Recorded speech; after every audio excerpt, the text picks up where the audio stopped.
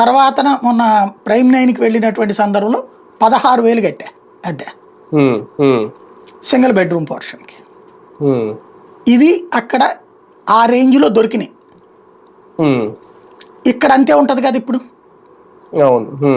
ఏది అంటే ఖర్చు ఆ రేంజ్లో దొరికినాయి కాబట్టి ఉండగలిగా నేను.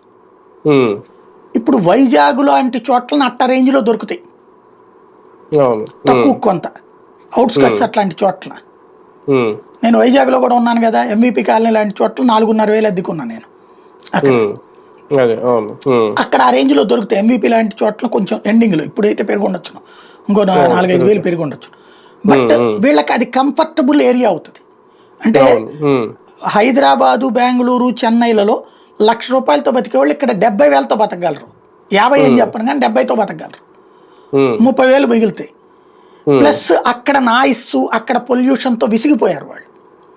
కొత్తదనం కోరుకుంటున్న వాళ్ళు చాలా మంది ఉన్నారు అన్నది వీళ్ళకి ఇంటర్నల్గా వాళ్ళని అడిగారు మెయిల్స్ ఇచ్చి, మీరు ఏది చూస్ చేసుకుంటారు, 2 టైరా ఏ సిటీలు అని చెప్పేసి. అప్పుడు ఎక్కువ మంది 2 టైర్ సిటీస్ మీద కాన్సన్ట్రేట్ చేశారు. మీకు చెన్నైలో కూడా, తమిళనాడులో కూడా చెన్నై కాకుండా కోయంబత్తూరు అట్లాంటి వాటికి ప్రయారిటీ ఇచ్చారు చాలామంది.